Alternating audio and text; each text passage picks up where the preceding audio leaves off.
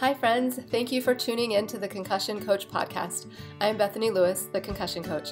I'm a neurological occupational therapist and certified life coach, and I specialize in guiding people through their concussion recovery journey.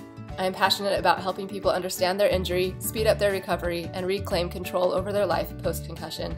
The purpose of this podcast is to help increase awareness of concussions and the impact they can have on a person's life, and to bring hope to people who have suffered a concussion and those who love them. I firmly believe that sharing stories and knowledge about concussions will bring important light and understanding to this misunderstood and often invisible injury. The information in this podcast is meant to bring that awareness and hope and is not meant as medical advice. The opinions shared are those of the interviewees and my own. If you are suffering with lingering concussion symptoms, I have created a concussion coaching program specifically for you. I will be your mentor to guide you through your recovery journey, offering help with understanding and managing your symptoms, setting achievable goals, and learning how to manage your own thoughts and nervous system in order to get control over your life again. If this program sounds like something that would help you or someone you love, sign up for a free consultation. In the consultation, you'll get valuable information and resources and gain hope for your future. Sign up for your free consultation at the link in the show notes or at my website, www.theconcussioncoach.com.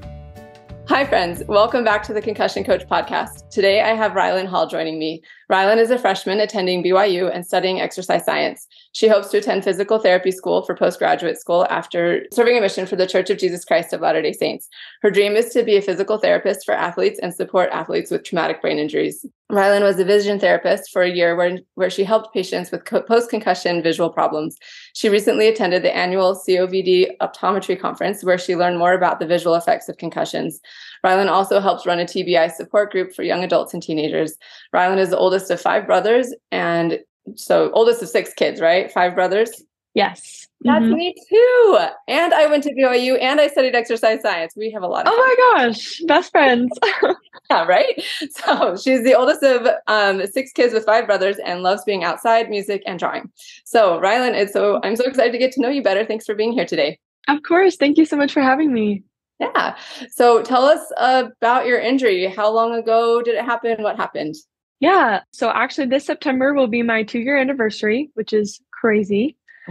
So I was a volleyball player in high school. I played competitively and for my high school. I played for Timpview, and I had just finished a game. So I actually was not playing. But whenever the next team started warming up, they would just do hitting lines where they just set up the balls, and it's just a line of girls just hitting, practicing their swings for the game. And so I was on the other side of the net helping the team warm up, and I was really close to the net. Like, probably should not have been there, but I had been hit several times before, just because I've been playing for so long.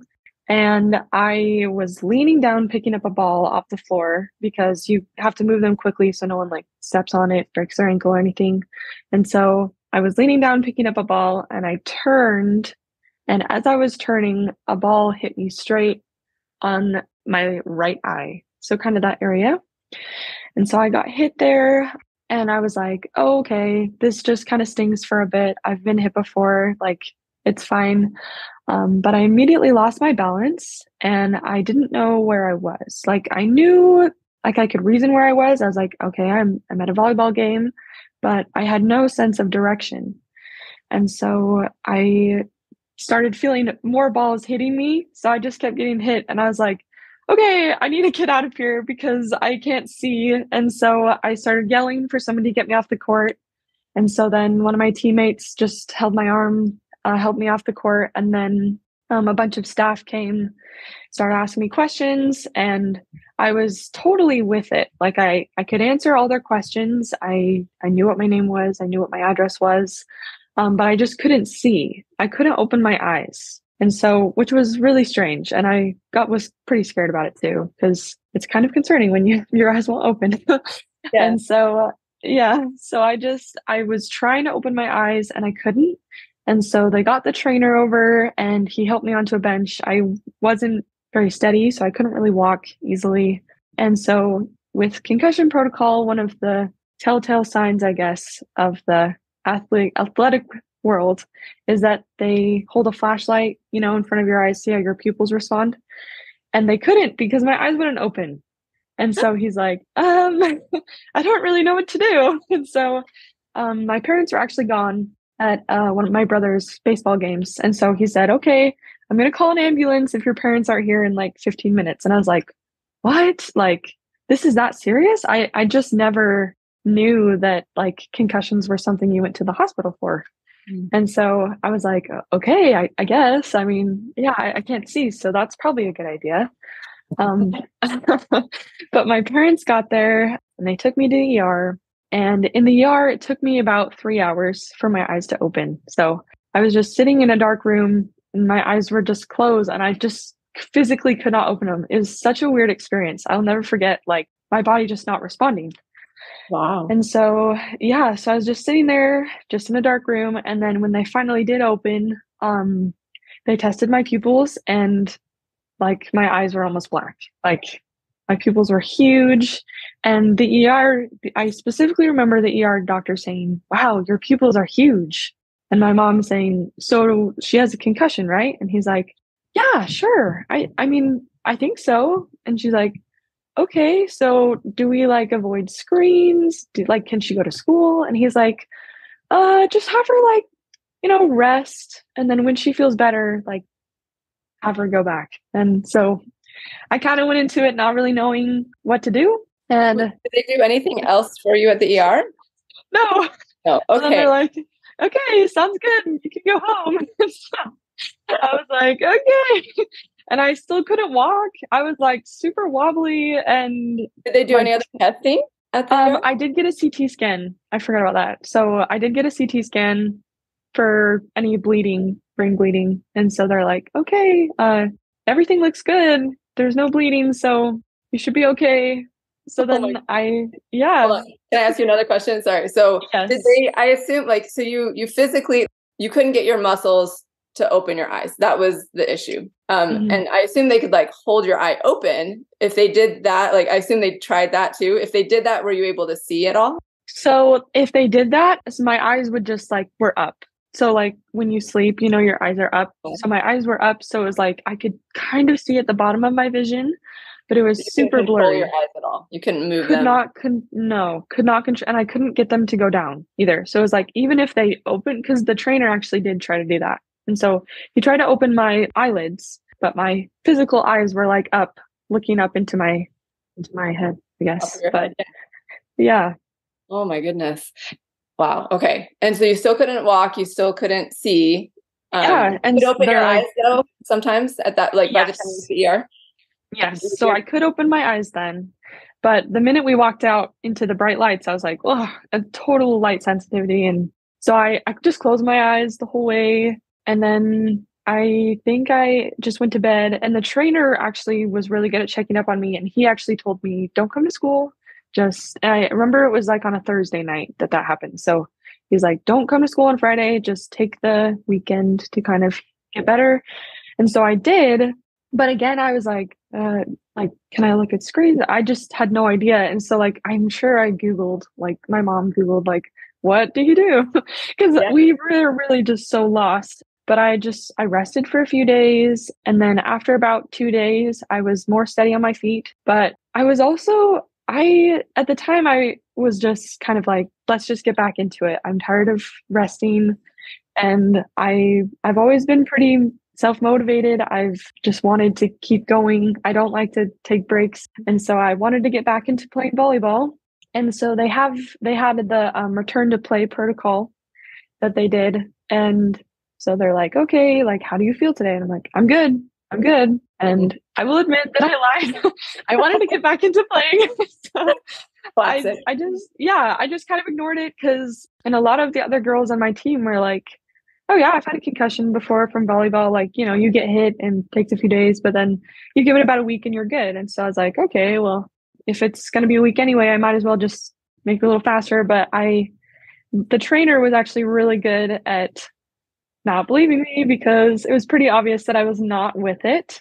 You were unsteady or you weren't cognitively all the way there. How was it obvious that you weren't with it? Yeah. So every day after school, I would go into his office and be like, can I play? And he would just look at me and be like, let's test your balance. Let's see. And it was because I was not steady and I was just really having a hard time. If I would stand still, I would sway a lot. So he was like, okay, you're swaying a lot when you're trying to stand. And then he'd ask me questions about how I was doing, and I was just so slow, really slow to process his questions. And could you just tell like, that you were slow? I could not, no. Like looking back now, I'm like, oh my gosh, I was totally slow. But I was totally convinced, like, I am totally selling this guy that I am totally good. Like, and I was like, oh my gosh, this poor guy was probably like, oh, just need some help. But yeah. And so, yeah, I was totally convinced that I was ready to go. And I was like, I'm good. I'm good to start playing. But he was really good at helping me out, keeping me where I was. And so I did the return to play protocol, and I was doing everything just fine. But then during my last one, like it was during practice, during my last step before I could go return to play, we were in a drill, and I was standing by the net, and a ball fell behind me. So it didn't even touch me, but this ball fell behind me. And all of a sudden I just like burst into tears. And I was like, oh my gosh, I have to get out of here. And I just like ran out of the gym. And that's never happened before. Yeah. And I was just really confused. And so my coach came and talked to me, and she asked me like how I was doing. And I said, I have no idea what's happening. Like, I've never been like, this has never happened before. I don't know why that happened, but for some reason that ball falling near my head was really, really scary to me. And she's like, okay, well, I know you're in this return to play protocol, so I'm just going to have you go home, rest for a little bit. And so that happened, and I was really confused.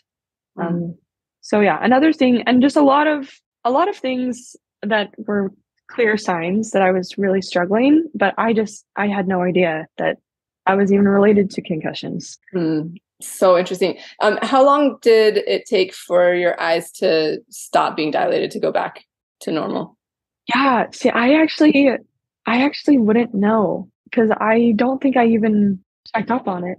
I know that it took him a while that day, and then I'm pretty sure my parents commented on it as I was healing just that weekend. The weekend that I took, they mentioned that my pupils were really big, but I didn't really notice it a lot until I started my recovery. And that's when I observed it a little bit more. Okay. So yeah, do you want to just tell us, you mentioned a few of the symptoms, but can you tell some of the other, like, what were the main things that you were dealing with following the concussion? Yeah. So another thing that was a little bit interesting that I didn't anticipate was, so I actually did end up getting better, returning to play. I played volleyball for about 2 more months, finished the season, and I had 0 symptoms. I did school just fine. I did volleyball just fine. And I was like, okay, I'm good. Just like everyone said, it just takes like about a month, then you're good.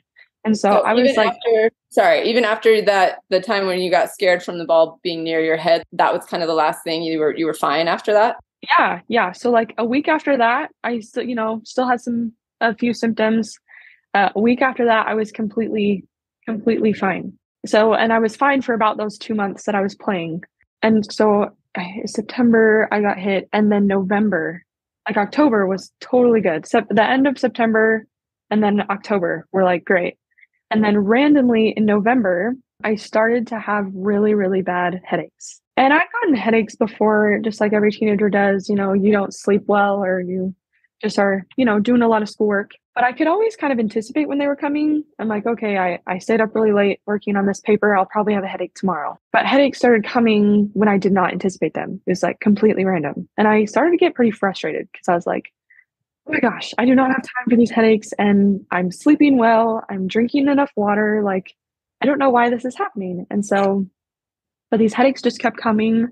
But I was like, okay, whatever. Like, I guess I'm just stressed or something. And so the headaches kept coming. And then I didn't really notice that something was a problem until a lot of my emotions were really affected. So I started to get really depressed and just really low energy, which is definitely not my personality. And so I would like come home from school and just like want to just lay down like in the dark for hours. And I was really confused, and my parents were confused, because that was not me. And then I was also just super defensive. So like my interactions with my family members, if anyone would confront me about something, I would get super angry. And I was like, oh my gosh, like, how can you even talk to me about that right now? I have a headache. don't stress me out with more things. And my parents were like, whoa, that was an exaggerated response to what I asked. So yeah. And just a lot of it honestly came from my parents too, was they recognized a lot of things, because I still, even then, I was like, oh, I'm totally normal. Like totally, everything's good. And my parents were like, okay, there's something going on here. And yeah, it just kept getting worse. So then I was like, okay, I just have depression, or I have anxiety or something. And so we kind of went down those routes, like to see what was going on. We visited my primary care doctor and we told her my symptoms, and she was like, okay, let's have your thyroid tested, because maybe you have some, hormone imbalances that are, or, just emotion regulation things that we can work on. And so we tested it. I got tested several times actually, and nothing came back. And then she's like, okay, maybe it's depression, anxiety. Let's kind of figure that out. But none of it like felt right. I was like, I don't think that this is the reason. And I think that these are all really weird symptoms that aren't super related. Like they're not, I don't think that I would have headaches because of depression. I just didn't really make sense to me. And so then I was like, okay, I'm just going to do some research on depression and anxiety. So I just like randomly got on my computer one day and started looking and started researching. And I just clicked on this thing, like, what are common causes of depression? Because at that time I just transferred schools actually. So I transferred high schools to play volleyball there. And so I was like, maybe I'm just like super stressed because this is a new environment and I don't have many friends. And so I started researching depression, and the causes were like lack of sleep and traumatic experience. And then it said brain injury. And I was like, oh, wait, I have had one of those. I know that one. Oh, super interesting. Yeah. So that's when you first connected that those things could be related to concussion. And how old were you? You might have told me this. Sorry. How old were you when this happened? I was 16. Okay. All right. This is good to know. All the parents who are listening out there who have kiddos going through something like this. Yes. I think that's one of the common things that people get, it can be challenging, especially with teenagers, because it's like there's so many changes happening, hormone things happening, right? And so when all of a sudden these symptoms come up, especially the emotional ones, people are like, well, maybe is there a reason for it, or is this just normal growing up? For sure. It's good to have this perspective. But they knew that something was off, and even when you were not aware. Is that what you said? Yeah. And even they would just comment on things, and like this is a lot of looking back too, because when they would comment on things when I had my concussion, I would get really mad. But I would just get defensive about most things. But they could also just tell, like, I'd been through, everyone's gone through those growing up times, just like you were saying. And I'd had some anxious tendencies before. But the thing that my mom said is that she noticed that with this type of anxiety or depression that I was dealing with, is that I couldn't get out of it.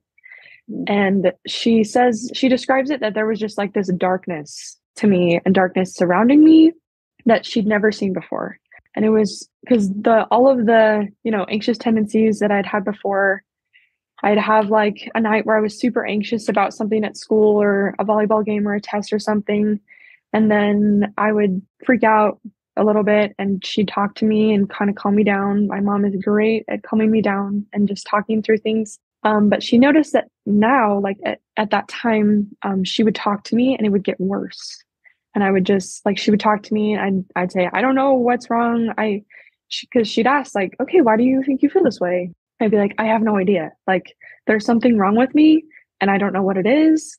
And it's really scary. And she was like, I don't know what's wrong either. It was just a lot of unknowns.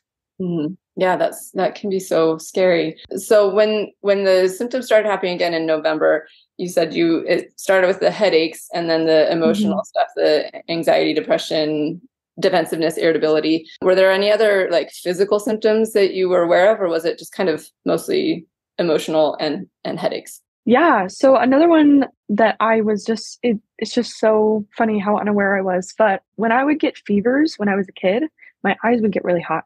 And so which is kind of random, But when I was sick, I would know because my eyes would get hot. And so I've had a fever like behind my eyes. And so, like, for the whole month of November, I was convinced that I was about to get sick because I would have horrible headaches and then my eyes would get hot, which I now know is because of like visual fatigue and like just eye strain.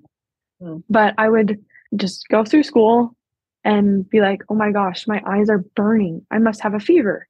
And so I'd like feel my forehead, do all the things. And I was like, what is this? Like, I don't have a fever. This is really interesting.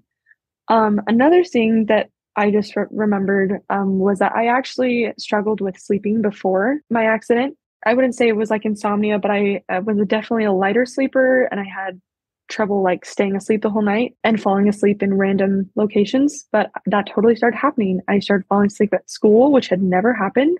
We have several pictures of me sleeping on the floor in my house, just randomly. I just like totally pass out, and I'd sleep throughout the whole night, and I'd sleep through my alarm too. So I was late to school several times. And that was another thing. My parents were like, what? Who are you? Like this? You could not sleep at all before. This is so weird that all of a sudden. And yeah, so a lot more sleep, but I would sleep for so much longer than I had and wake up not well rested. I'd wake up dizzy and I'd feel sick when I woke up and like lightheaded. And I was like, just again, frustrated. I was like, I am doing everything I can and still something's not right. So yeah. Oh man, really weird. Frustrating. Were there any cognitive issues? Like were you able to think clearly, or did you have any like memory concerns, word finding issues? I definitely had cognitive issues. And as I started getting worse and worse, the symptoms just kept adding up. And so I'd say that the cognitive symptoms actually came a little bit later, which is really interesting. Or at least I became aware of them a little bit later so I was in this math class, and math has never been my strong suit. So I already kind of struggle with math, but I was in this math class and just really struggling. And I've been a straight A student. I was always pretty good at school. And I would just say, yeah, I don't really care if I do this assignment or not. And my parents were like, you have to do it. And I'd be like, no, I'm not doing that. Then if they would they're like, okay, well then let's work on it together. Like, okay, if this is really hard, let's figure this out. And I would just like sob. I would just honestly throw a tantrum. I would just freak out. I was like, there's no way I'm doing this. This is too hard. And I could not, it just would not click. It just would not click. And so this neighbor of mine, she was a math tutor. And so they're like, okay, let's get some help and help you out. And so she would help me. And oh my gosh, such a blessing. I love her so much. She helped me so much. But even then I was like, I can't do this. I can't do it. I'm not going to do well. And I remember taking my first math test after my concussion, and I didn't get through half of it. And the time went up, and I was like, what? I totally thought I was just going through the test. I didn't get through half. And so I failed that exam because I did half the questions. Oh my goodness. Yeah, it was just so slow at processing. And and I didn't even. Yeah, and the awareness of time that can be disrupted too through concussion. So that's really interesting. And probably I could just like my heart is breaking for you and your parents. Like it just must have been so confusing. Like all of a sudden you're just a different person. Like what is happening here? And it didn't. Yeah, the connection to the concussion it wasn't clear because you healed from that. Like that was something that happened in the past, and now what's going on? That makes a lot of sense. So November is when you started having the headaches and the emotional stuff going on. How long did it last before you did that research and realized that it might be connected to the brain injury, and what happened from there? Yeah. So I think I did that research in December. So I did that research in December, and December and January were probably my worst months. And it wasn't so much the physical symptoms. The hardest on me were the emotional ones because I'd never really been there, and I didn't really know what was happening. And so I kind of turned to a lot of like self-harm, like thoughts. And even I did act on it a few times. Like it was like, this is my fault because I am just it's my thinking that's making me feel this way, or it's like, I have all these problems. Why am I someone different now? I use the term a lot, the stranger. That was really something that like helped me express how I felt, because my mom, again, was just trying to help me. And I'd say, I've become a stranger. I don't know who I am. I'm a stranger and I'm in my body. Like, this is so weird. And later I actually read The Ghost in My Brain, that book, and he talks about just feeling like there's a ghost of yourself that you know, but it's not in you. And it's so hard to explain, but it was kind of like I started trying to remember who I was. And so I'd think back on memories before, and I was like, I'm not her. Like, we're not the same person. And I just don't know where she went. Like, I don't know what I lost. And I kind of it just got really destructive. I was like, this is my fault. Like, I've just become a different person and something that I did. And then I kind of remembered that I'd done that research. And so I was like, okay, I need to talk to somebody. I need to get some help because I can't do this by myself anymore. And that was another thing that was really hard about my concussion, is I've always been really independent and been able to figure things out. But I was like, I can't trust my body anymore, and I can't really trust who I am. So I need some outside help. And so we talked to my doctor, just my primary care doctor, and she offered a few other suggestions. And I said, no, this is a brain injury.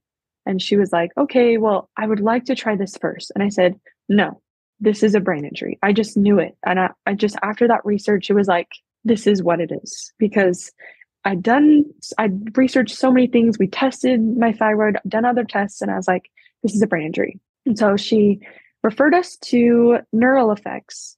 And I will never forget being in that office for my consultation, because the doctor asked me, like, okay, what are your symptoms? And I told him my symptoms, and he said, that makes total sense. And I was seriously shocked. I was like, oh my gosh, this is normal? Like, there are people that have it. Yeah. I was like, wait, this isn't just me. I was shocked. And so he was like, yeah, and we have, these things that can help. And I was like, I can escape this. Like, this isn't just me. It was so healing just to hear that, honestly. Yeah. And just several times throughout my healing journey, just having someone say, yeah, that's normal and we can help you. Just the words like, that's normal. And obviously every concussion is different. And there were some symptoms that I had were not like typical concussion symptoms, but just to hear someone say like, fellow patients struggle with these things, I was like, oh my gosh, okay, I can do it. It's going to be okay. Oh, that's a beautiful thing. Yes. And I guess it's not necessarily a sense of community because you weren't like connecting with them specifically, but just knowing that you're not alone in it is huge. I'm so glad you found someone who's able to offer that to you. And that's part of why we're doing this. Like, I want people to know, want people to understand that they aren't crazy, that this is a real thing and there are solutions for it. So I thank you so much for being willing to share this experience and offer that hope to people. So what other, what happened next? So you went to Neural Effects. They told you this makes sense, which was a light bulb moment for you. Yes. Yeah. How did the rest of that play out? So I went to Neural Effects for about a month, and like immediately I started noticing that my mental health and like self-harm tendencies started to get so much better. And so I was just able to, and I honestly think a lot of that was that hope. It was just like, okay, I am progressing towards things that are going to help me in the end. So there is hope and I can do this.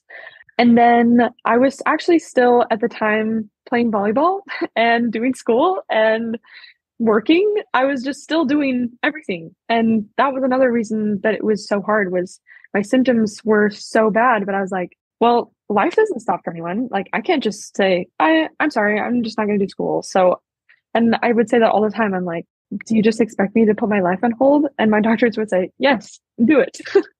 It will help you. And so at Neural Effects, they said, okay, you need to cut some things out. And so I did end up quitting volleyball. And that has still been really hard, just because I loved it so much. And I transferred that year to play with that team. And because I transferred, I couldn't play on the varsity team. And so I was like, okay, well, I have next year. Like next year, it'll be my senior year. I'll play on the varsity team. And so knowing that I wouldn't be able to play club volleyball was really hard because if you don't play club, then you usually don't play the high school team. So I did end up quitting volleyball, which was really hard, but in the end, such a good decision because the incidents with the balls falling around me and getting really anxious about it was still happening. And so getting myself out of that stressful situation was really good.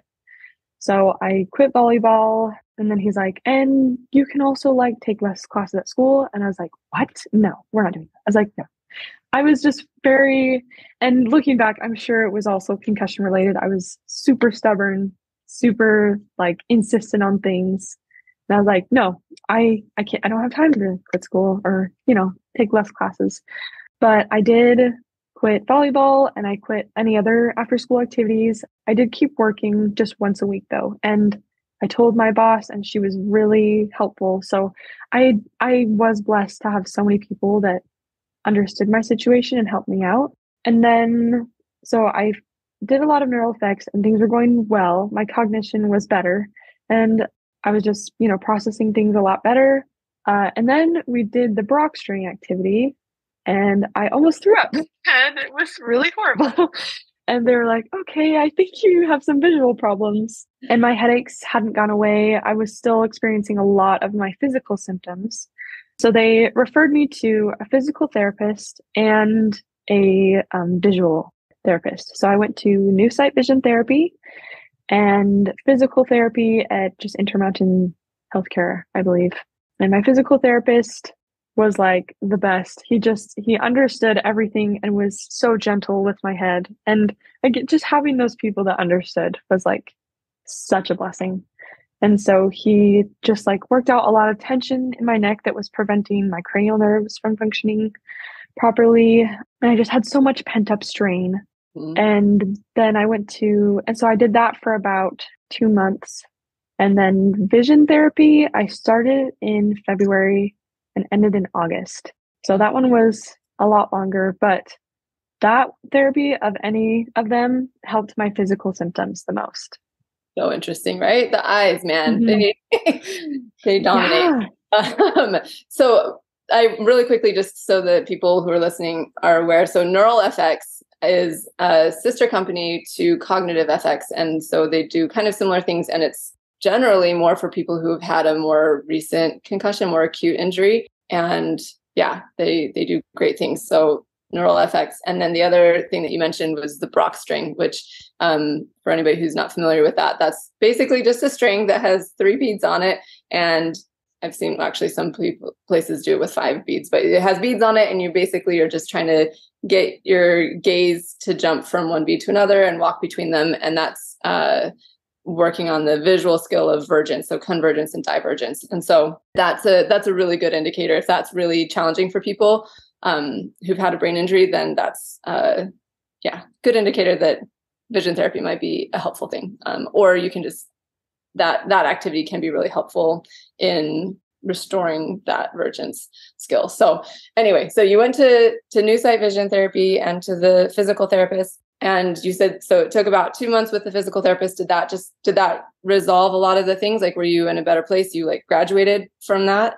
Yes, I did. And that actually really expedited my new sight vision, like my vision recovery, just because all those cranial nerves back there and my neck was just really, really tight. And he said that I had whiplash and I had no idea that I did that whole time. So he helped me out with my whiplash a lot, and that just really alleviated a lot of my head pressure. So I had a lot of head pressure, and that helped a lot. Yeah, and then most of my problems physically were vision therapy. And just thinking about some more visual symptoms, all my symptoms are kind of coming as I tell the story because I didn't even realize I had a lot of them until I went to certain therapies. Like, for instance, I started driving like really close to my wheel. So I would like sit all the way up and like my head was like almost over my wheel, like so forward. And all my friends would like make fun of me. They'd be like, that's so interesting. Like, why are you doing that? And I was like, I don't know, but I would try to sit back and I would get so anxious. And so I'd have to move forward again. And now looking back with the therapist perspective, I'm like, okay, I had no peripheral. I like could not see anything. And looking back, I was like, I should not have been driving, but I was. And driving was really hard. Reading was really hard. I would get double vision, blurry vision. I couldn't read like almost at all. And I wouldn't read for fun. And another thing is I love to draw. And that's how I get a lot of my stress out is I draw. But I could not draw because it just hurt it was too painful. And so that was another thing that was like really hard for me because that's just my creative outlet. And so it was really hard for me to draw with my eyes, as tired and just sore as they were. And so, yeah, that was a lot of my physical symptoms. So as you were going to the vision therapy and seeing improvement there, that also helped with the emotional symptoms. You said that those kind of decreased in severity as you were doing these other therapies too. Did you do like clinical therapy stuff for the depression and anxiety as well? Or was it just the physical, like the concussion therapy that you were doing? It was just the concussion therapy. So actually the clinical, I actually did never have done any clinical like talking therapy or anything like that to this day, actually. A lot of my symptoms were resolved through that. I still currently deal with some PTSD, and I've been working on that with different people and therapy. I guess my mom is my therapist, and so she helps me out a lot. She actually has a degree in sociology, in marriage and family. And so she has been such a blessing in my life because so I talk to her a lot and she helps me a lot. So that's good. That's a beautiful thing. So it was 2 months with the physical therapist and then, what did you say, April to August or something? It was about, February to August. So I think it was about like 7 months. And was there anything else that you did, or at that point, do you feel like you're pretty much back? How are you feeling?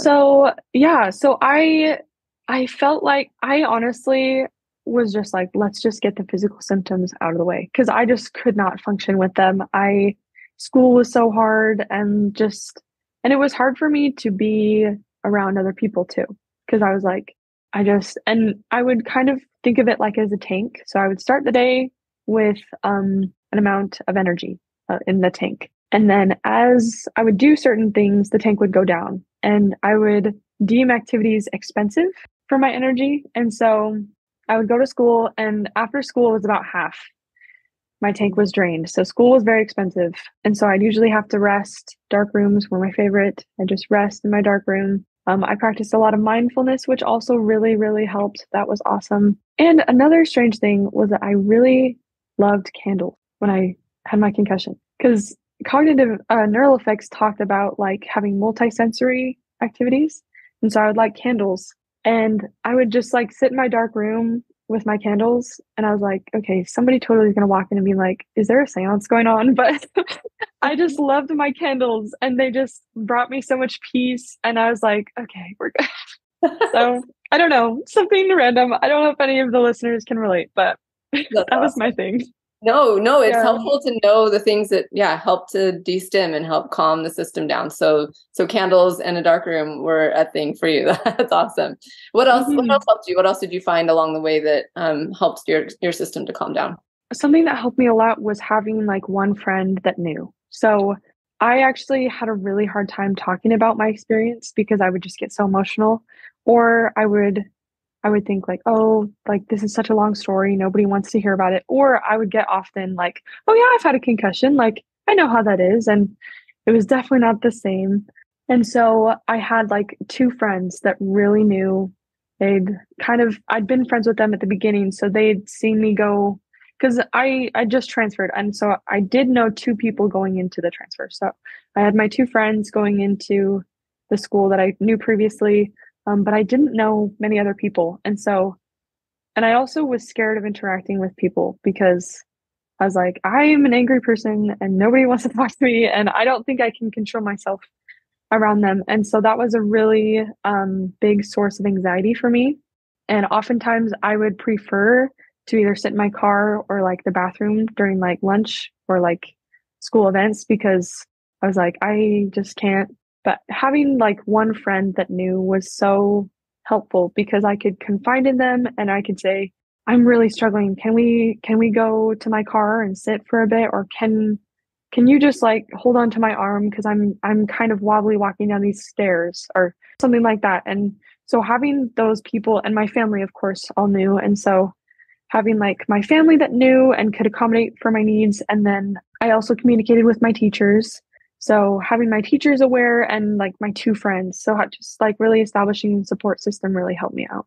Oh, that's so important. Thank you so much for bringing that up. And I was going to ask you, with the school, did you have a 504 or IEP? Did you get accommodations through the school system?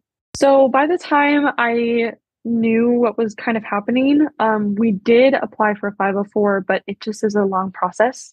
And so I actually didn't end up getting it until like it didn't even go through until like the end of the school year. So I was like, okay. So your teachers were willing to work with you along the way? All of my teachers except for one. And of course it was my math teacher, which is my hardest subject. And he was really, because I had some weird accommodations.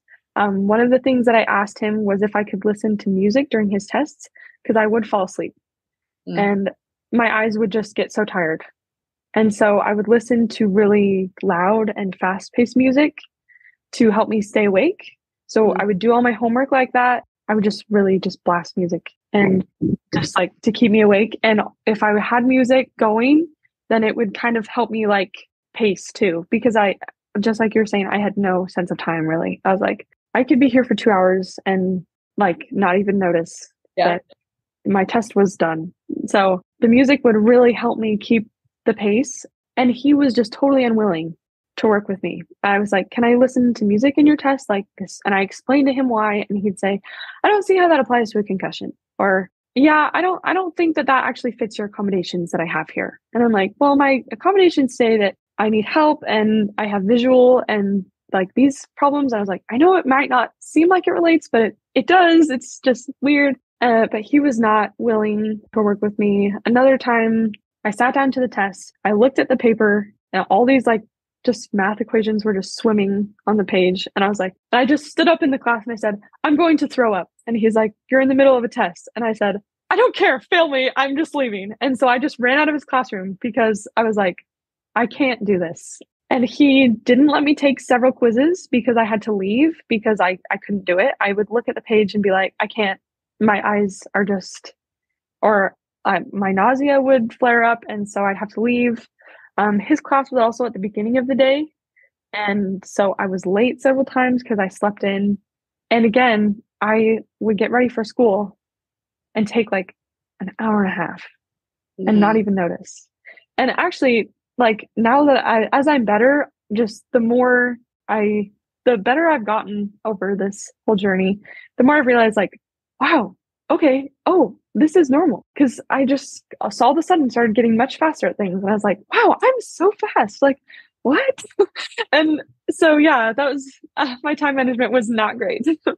But yeah, he just was not willing to help me out in some ways. But that's frustrating. And I'm sorry that you had that experience, but again, helpful to be putting it out there so that people know they're not alone in dealing with this. And I think that's one of the things that can be really helpful for someone who's experienced a brain injury is for the people around them to just believe them. Like, yeah, it may not make sense. You may not think that, oh, why would this be associated with a concussion? But really, like almost anything can be concussion related. It's so crazy what the far-reaching impacts that it can have. So that's unfortunate, but learning how to deal with people who don't understand and don't believe you is a part of this pathway, I think, for everybody who's experienced it. So for sure. Yeah. Yeah. Any advice for people who are dealing with something like that? Yeah, I was actually thinking about that just beforehand. I definitely think that there's so much power in educating people.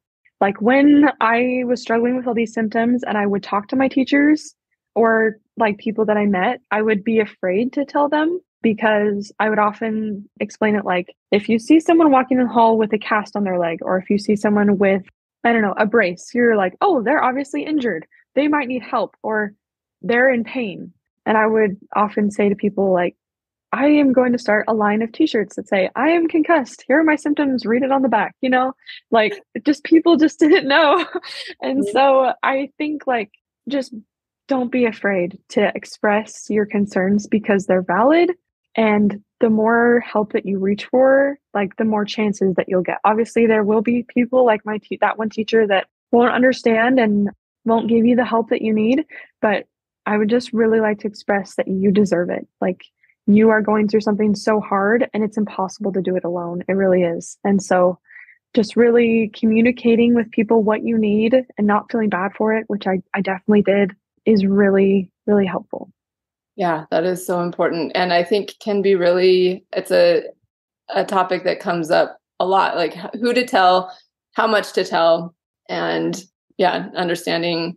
Yeah, it can be challenging. And then the fear of, okay, are people going to think that I can't, like that I'm incapable, or that I, like the worry about what other people will think, as well as, there's so much that is involved in this that, again, doesn't get addressed or doesn't get talked about.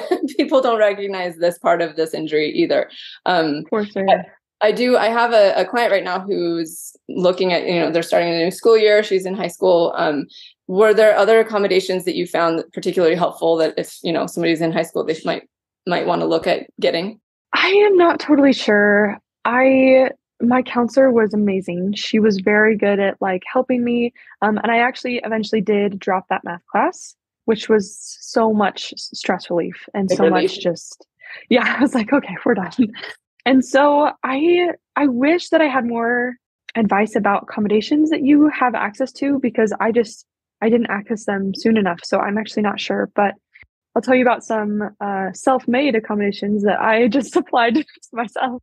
It's just some accommodations that I just did, just because I didn't really find out what possible accommodations were available to me until like the end of the school year. But one thing that I really do regret is not dropping classes when I needed to, or not staying up until 2 a.m. to do an assignment, or just putting school before your health, or putting everything before your health, which I totally did. And that is one of the main lessons that I learned from my concussion, I would say, is that although all of these things are really important, there's one of you. And the most productive thing you can do right now is to heal, because there's so much time left for other things, and everything is going to be okay. But if you want to keep going in life, if you want to eventually pursue your dreams, if you want to do other things, you need to focus this time right now to heal, even though that's definitely not what I wanted to hear. And I'm sure some of our listeners want to hear, but just taking that time is so important. So that's the main thing I would say. Yeah. I can see that, the resistance to wanting to do that, because there's so many things that you're involved in that you want to be doing. And then to pause all of that to focus on healing, I could see that being so challenging, but also so important because it is what's going to help you be able to do the things that you really do want to be doing. And the giving up volleyball, things like that, that's a real loss. It's a grief process, right? Like that has to be totally. To give yourself the time to have the emotional experience that you need to about those things too. Because it's a huge change, but there's light at the end of the tunnel, right? Like there's hope on, for sure, doing those things now to take care of yourself will be worth it. Yeah. So important. Thank you for bringing that up. So what things were most helpful for you in discovering and loving yourself post-concussion? So I think that I'm still kind of struggling with this one, honestly, because I look back at mistakes I made or like decisions I made, and I was like, oh my gosh, how could I have made that decision? Or how could I have treated that person that way? Or how could I have, or just even like just frustration. And I, just like you were saying, it's definitely a grief. Until I resolved my physical symptoms, I don't think that grief even kicked in, because I was just so focused on survival. And then after that, I kind of had the chance to step back and process what had happened. And I definitely went through a grieving phase where I was just grieving not only for the opportunities that I lost, like with volleyball and school, but also for myself. And I actually kind of got into these destructive thought patterns where I would just I just became obsessed with being the person that I was before. And I was like, okay, what would I do? I would look at pictures. Actually, I looked at a lot of pictures of myself before, and I was like, how do I get this light back? How do I want to do things that are expensive for my energy? How do I want to be around other people again? How do I have these desires, and how do I have this motivation again? And I was frustrated that I had lost it, and I was frustrated that I didn't have it before. And I was just really hard on myself about how I reacted to certain things. And so a few things that have helped. One is after I completed vision therapy, I took an internship as a vision therapist, and I was able to be a vision therapist. And being able to see my patients and what they're going through was so powerful to me, because it was kind of like I was able to see myself when I had my concussion, because I wasn't aware of a lot of my symptoms, and seeing these people just in so much pain, emotionally, physically. And I kind of thought to myself, how would I feel if I was saying these things or thinking these things about one of my patients who was in this really hard place? And so I imagined seeing myself as a patient, as someone who needed help and needed healing. And a lot of the times my patients did struggle with those similar thoughts. And I would talk to them and say, listen, you are in something so hard right now, and you are so strong. Everyone else is doing school, and you are doing school, and you're doing it, and you don't have the resources that everyone else does. You don't have the capacity to do this right now. You don't have the energy. You don't have the brain function, and you're still doing it. Like, that's incredible. Or you're still making it to your appointments. You're still doing your vision therapy homework. That's incredible. You are amazing. And so I started to kind of reflect that on myself and to see the good that I did do. And even overcoming a concussion is like incredible. Like, that's so challenging. And so just reminding myself, like, of all of my accomplishments, I've done volleyball, had accomplishments in school. This is my greatest one, because I did not think I was going to make it out, and I did. And so just kind of remembering that has not only helped me to love myself in saying, like, I've overcome this, but also in future challenges. I'm like, oh yeah, I can do this, because I've been through so much worse, and I did it. And so that was a lot of healing. And then the second thing I would say was about the grieving about the person that you were, or beating yourself up because you aren't the person that you were. I kind of had to realize that it's okay to be a different person. And obviously the different person that I was in my concussion was because I was having problems with my body. That wasn't me. But being a different person on the outside, like at the end of your concussion, is actually, you probably should, because you've been through something so hard and you've grown so much. And so kind of flipping that lens and saying, this is a good thing. Me being able to come out of this as a different person means that I've learned new things, I've had new experiences, and just seeing how many blessings I've gotten, because seriously, there are so many. And just being grateful is also something so powerful. That's beautiful. Thank you. Can you share some of the blessings? Would you be willing to share some of the good that has come from it? Of course, yeah.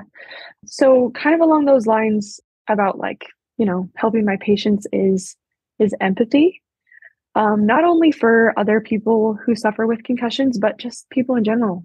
Seeing people like who are dealing with mental illness, because I dealt with that temporarily, and just that is such a hard cross to bear. That is such a hard challenge that so many people in this world are dealing with, and being able to empathize with them on that level has been so powerful for helping my friends and family members who have experienced mental illness, and then my patients too. I started to think, as I got better and I was as a vision therapist, I was like, I have a superpower. Like, this is cool, because you can't just ask for a concussion. You can't just ask for that experience. And so I have that. I have that ability to relate to these patients in a way that no one else can. And I can be that hope that doctor was for me when he said, this is normal. Or, yeah, like, we have patients who deal with this too.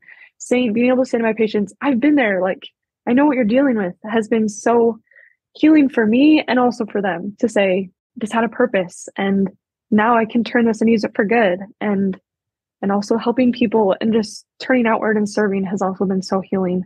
And then more blessings is that I just have so much love and gratitude for my body. Like, your body does so much for you, and you don't even realize. Like, I'd never known that your eyes can affect your headaches, or your peripheral. You need that to drive. Like, when I was leaning so far forward. You just have so many things that your body does. And a lot of people in the world struggle with body image, and I totally did too, and I have before.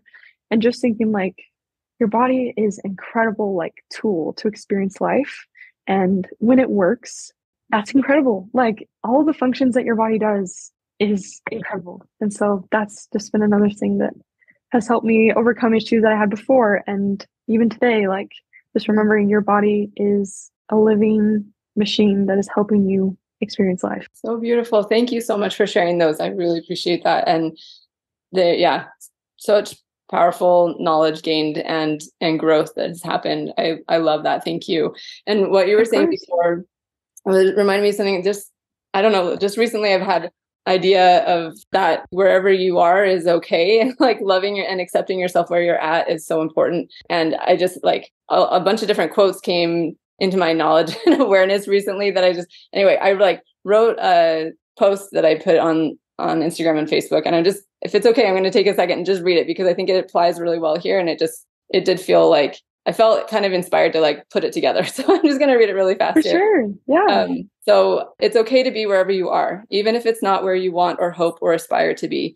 Accepting yourself, your life, your circumstances as they are isn't giving up, but is actually the best first step to real progress. It's what allows healing, learning, and growth to take place. This advice given by my friend Mike Nelson recently struck me. He said, wherever you're starting isn't a bad place to start. And that also reminded me of an analogy I heard by Jody Moore. And she talked about how when you want to go somewhere and you put into your desired destination into the GPS, it needs to know where you are currently so that it can give you directions to where you want to be. And the GPS doesn't berate you for being where you're at. It doesn't say like, I can't believe that's where you are, or how stupid of you. How could you possibly be in that place? It just uses that information of where you currently are as information that's vital to determine the direction of the next steps you should take. And unfortunately, we sometimes say things like that to ourselves, but doing that is unhelpful, unnecessary, and it hinders progress.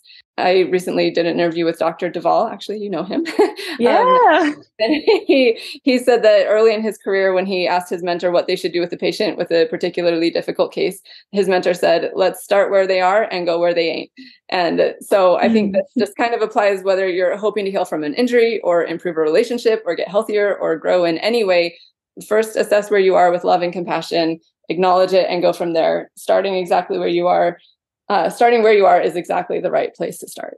So it's okay to be where you are, like, and even if it feels like you've been transported suddenly to a different place, like it happens. It can happen in a split second, right? Mm-hmm. But that's okay. Wherever you are, it's okay. And just like you were saying, just love yourself through this, and it's a process. It's easy said than done for sure, but it is so important, I think, and one of the main steps in progress. So anyway, just wanted to share that. Thank you I love that. Yeah, thank you for sharing.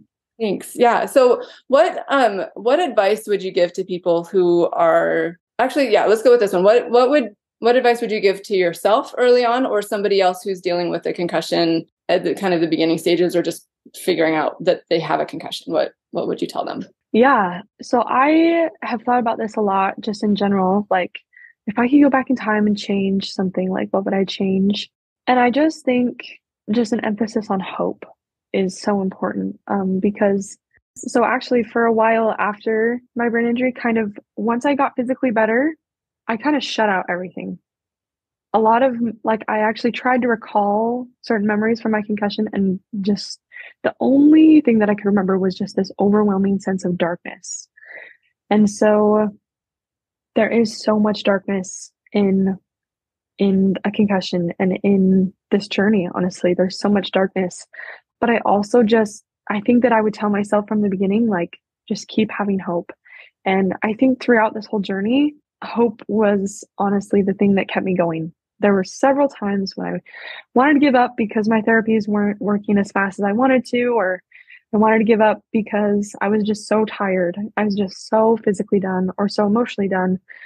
And something that I would do, there were two things that I would do. And the first one was that I would wear these butterfly earrings every day. And it was so random, but butterflies symbolize hope and rebirth.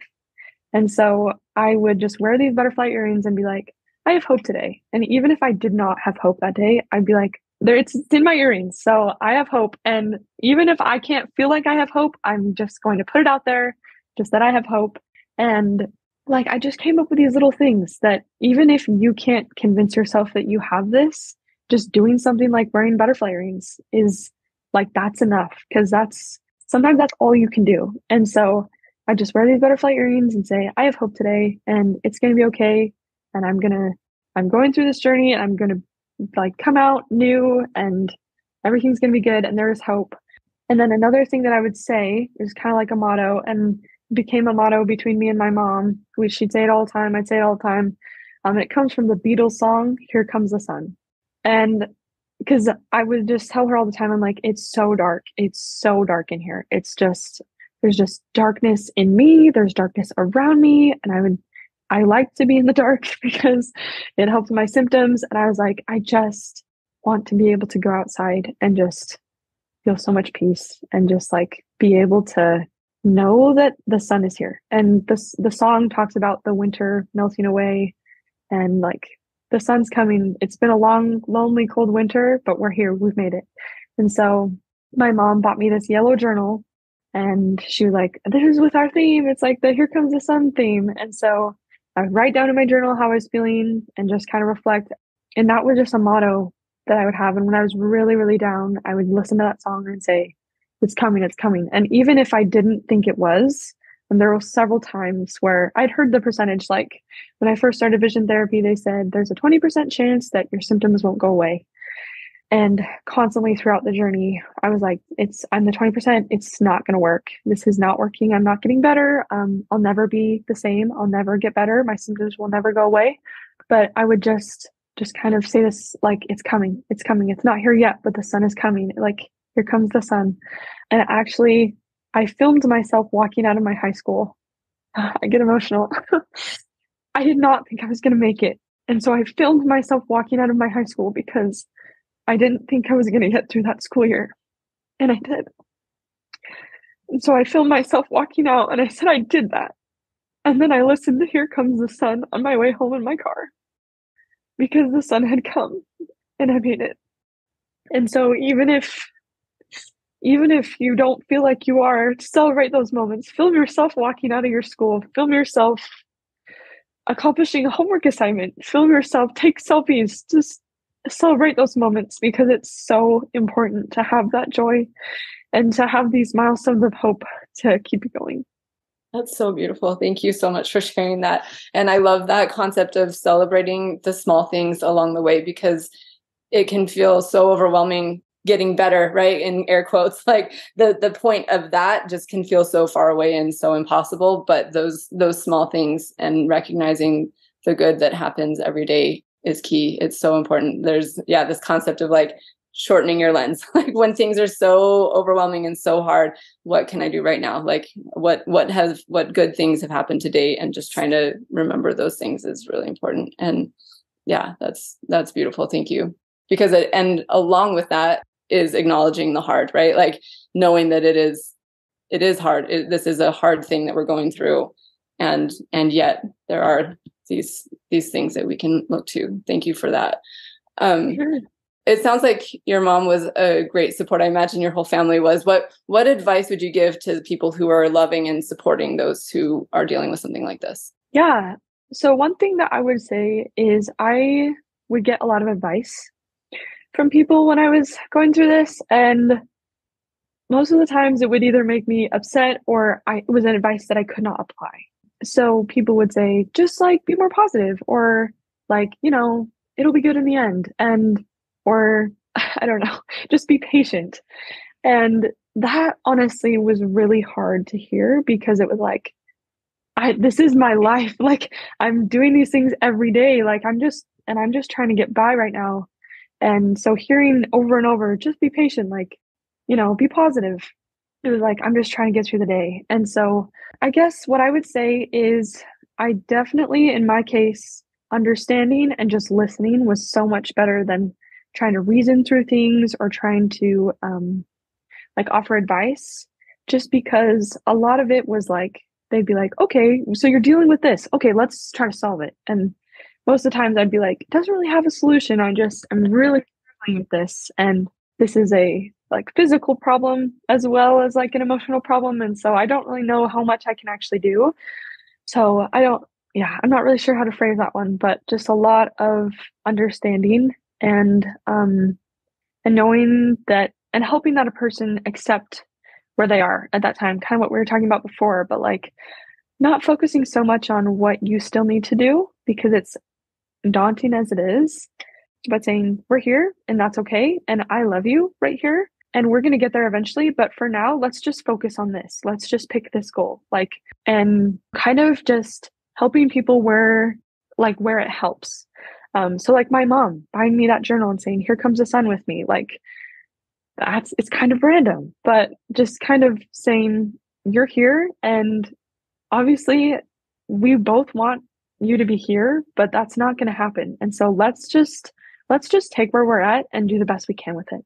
And so I think that was really helpful. And same thing with friends is just having those friends who would listen and who knew. So just being able to be that person where it's like a safe space. So just being that person that understands, that knows. And if the person that has a concussion comes to you and they say, I need this, just know that you are a person that they have confided in, you're a person that they trust, and they really need you. So just being someone that they can depend on and listening when they have those symptoms is really, really powerful. Yeah, I think we sometimes underestimate the power of listening and not needing to offer solutions, but just being there for someone, not even saying anything, I think can be powerful healing balm. Okay. So how are you doing today? What are you still dealing with? You mentioned the PTSD, but are there other things that, it's still a journey, right? This is a continual process. Where are you at, do you feel like, and what keeps you going? For sure. So after vision therapy, I did have some hormone stuff that I needed to balance. So I just worked with, again, my primary care doctor, and I've done some different medications that have helped regulate my hormones. And then my fight or flight system actually was still very just aggravated and just out of sync with my stimuli in my environment. And so Dr. Duvall also helped me a lot with that, new sight vision therapy. I did a lot of Syntonics glasses, which for those that don't know, those are just color filters that you wear as glasses, and it's like light therapy. And so the wavelengths stimulate different emotional pathways in your brain, just neural pathways in your brain, and can help resolve some of those issues. So that was really helpful with, actually, my pupils were still very big because of my fight or flight. Just my pupils were always big, no matter what. And so having that just helped them really calm down and just help, because my fight or flight system was just still kind of freaking out. So those helped a lot. And then I would say that today I'm still working. So I'm actually working with a physical trainer right now to help my body process sugar, because I kind of developed a sugar addiction actually when I had my concussion. When I was super low energy and I was at school, I was like, I don't have time for this. I just need an energy boost right now. And so I would eat like 5 packs of fruit snacks to stimulate my energy because that's just what I needed. And so my body kind of developed an unhealthy relationship with sugar. So I have been working with a physical trainer with that. And today I would say that I'm still processing, honestly. And I think that it's something that I will be processing for a while still. Like, it's just something that's so life-changing. And I have actually looked into PTSD counseling or clinical therapy. And I'm not sure where to go with it yet, but it's definitely a process. And I would say that the healing of your injury is something that is totally different than the emotional healing from your injury. And obviously, like, I healed emotional aspects of my injury, but that grieving process is so real. And I'm definitely still going through it. And there are days where it's really hard still. And there are days where, I'm like, I have all these cool things that I can help, these tools that I can use to help other injury survivors. But it's still hard. And sometimes I'm still hard on myself about how I reacted in certain situations, or I'm just still kind of hard on myself. But the one other thing that I will say is that I am still kind of trying to understand who I am today and trying to break some of those habits that I developed when I had my concussion. For example, like I would just like always conserve energy. That was my whole focus. And so I've kind of had to be okay with staying out late or doing something fun with friends that may cost me energy, but reminding myself that I can do it. And having to remind myself that I'm healed is something that's also been hard. Something that my mom has also helped me with several times since my injury. If I get a headache, I have a panic attack and I say, I have a concussion again. I have a concussion, or it's not better. I'm still broken, I guess. But kind of reminding myself, like, no, we've been through this. It's good. Like this is something that everyone experiences. So kind of, I've had to relearn how to do a lot of things, I've had to relearn how to experience life again. I would say it's definitely something you have to relearn. Mm.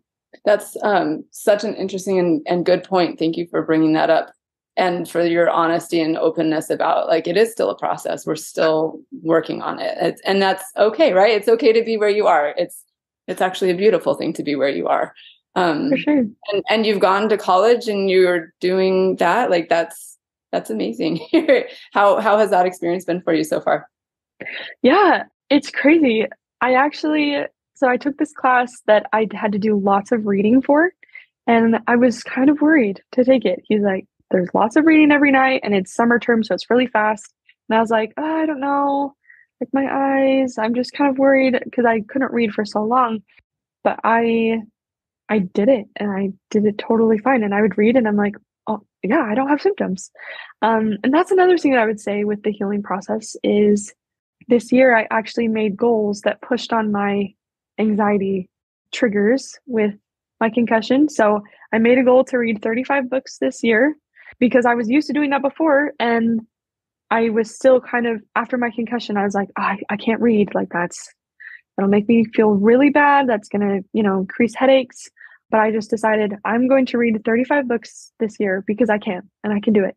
And so I'm halfway through the year. I'm going to have to look back and count how many books I'm at, but I have probably read like 15 books so far. And it's been good and I've enjoyed it and it's been good. And I just started drawing again. Actually, it's taken me about a year and a half. So, and it's not even that it's my physical symptoms anymore. It's like, I'm just breaking those habits, that mindset of I can't do these things. These are too energy expensive, things like that. And that's definitely so real. So if any listener is like, I still have problems doing things, but not for physical reasons, I've totally been there. But I just started drawing recently. I've been reading these books and I've been, my end goal is to play volleyball one last time because I haven't played volleyball for 2 years because the PTSD with the balls and really anything near my head is still really, really hard. And so that's something that's still been a challenge, but that's my end goal. And so I hope that someday I'll be able to play volleyball like just once and have it be like a fun experience. But yeah, definitely still a process. Oh, I love it. I love that you're getting back to things like that is huge. And it's, I think it's an important part of not just like recovery because then you're feeling like you're better, but like the motion of doing those things is helpful for the recovery, that those multisensory experiences, doing the things, doing life as much as you can is important. And that's beautiful. Thank you. For sure. So I think we've covered so many beautiful things. I'm so grateful. But are there any lessons that you want to share or anything else that you want people to know about concussions or your experience that you haven't mentioned so far? Yeah, I was kind of thinking about this, and the main thing that I would say is that everyone is different. And so like and it's funny because I would talk to my patients about some of my weird, I call them weird, but just my unique outlets or my unique coping mechanisms. And no one that I know has said anything about candles or even that hot feeling behind my eyes that I thought was a fever. I've never met anyone who's experienced that. And at first when I heard that, I was like, oh, that might be bad. Like that might be a weird symptom. That's something that's not fixed yet. But even though there are like signs of concussion that are definitely like headaches and, you know, the routine things. There are definitely symptoms out there that are just kind of unique, and you're unique and your brain's unique. And so embracing your unique symptoms and just doing what you need is so important, because even if it doesn't make sense to anyone else, like just do it, because it's going to help you so much. And just kind of, I think that my concussion really helped me to care less about what people think around me, or even like stressing about things that I didn't probably need to. I've always been really scared of roller coasters. And when I was in my concussion, I was like, I can't even imagine being on a roller coaster right now. Like my head hurts so bad, but I was like, you know what? If I get out of this, then I'm going to ride a roller coaster. I haven't yet. I'm trying to find a time to do that and a roller coaster, but but I'm definitely planning on it. And so just kind of like, I don't know, just my advice would be set your goals, have your random things, like just find things that work for you, because everyone's different. If that's a roller coaster goal, or if that's sitting in your room with candles, or I've heard other people like work on a project that doesn't overstimulate you, create things that make you happy, surround yourself with people that are positive to you. So just do what you need, because I had a hard time doing that and validating my need for it. I was like, I don't need to do that. Like that's a waste of time. Or that's random. No one else is doing that. But if it works, it works. And so everyone's different, and whatever works for you, do it. Beautiful. I love it. Yeah. Let your journey look however it needs to look for you. That's an important thing.